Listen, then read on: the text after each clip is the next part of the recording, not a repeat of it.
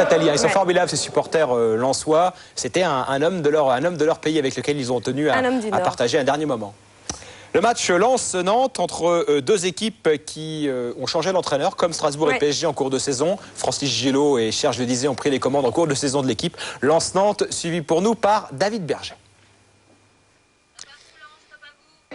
Et pour enchaîner une troisième victoire d'affilée, Francis Gillot mise sur le nouveau Brésilien du championnat de France, Jussier, 21 ans. Il est à Lens depuis plusieurs semaines, mais sa qualification a mis beaucoup de temps.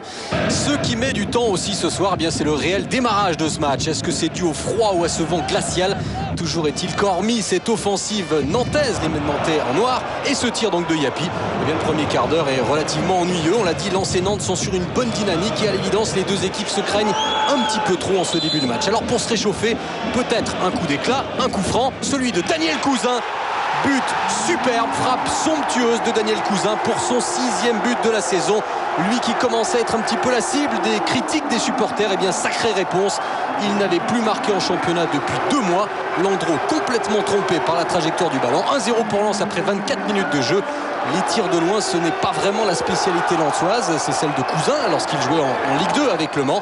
Mais du côté de Lens, avant lui, seul Gillet avait marqué à cette distance cette saison. Et ça donne des idées, notamment à Keita, qui à son tour va tenter sa chance de loin. Regardez, bonne frappe et en 2 temps, Landreau qui s'interpose. En tout cas, après le but de Cousin, le jeu nantais s'est retrouvé totalement congelé. Et donc très nette domination lensoise dans cette première période. 1-0 à la mi-temps. Serge Le Disait décide alors de faire entrer Guyan et Bouguera en attaque. Mais le scénario ne change pas. Les conditions sont de plus en plus difficiles. La neige tombe sur Bollaert, mais les Lensois s'adaptent parfaitement avec encore un tir de loin. Cette fois, c'est Keita. Nouvelle intervention de Landreau.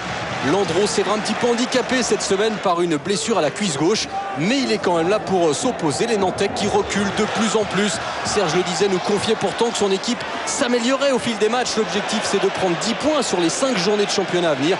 Eh bien, ça s'annonce mal. Encore Thomer, cette fois, qui lui encore à l'entrée de la surface tente sa chance. Ça passe de peu à côté.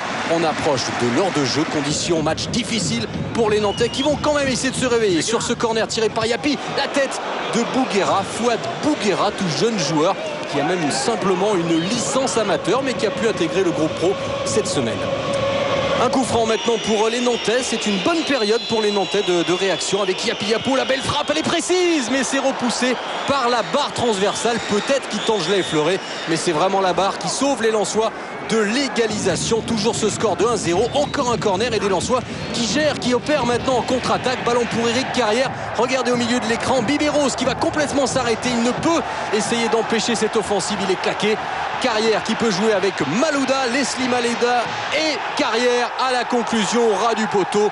2-0, ça y est, le match est plié.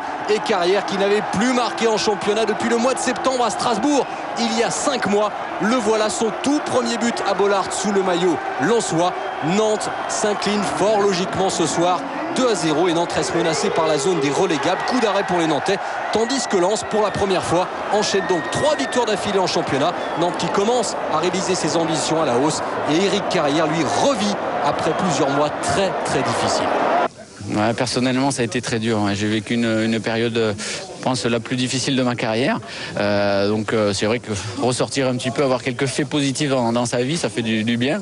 Même si dans la vie footballistique, je parle, on s'entend bien. Mais je pense que du côté du Sud-Ouest, il va y avoir des gens qui vont être contents. 3e victoire, il vous l'a dit, David Berger, de Lens consécutive. Il y a 18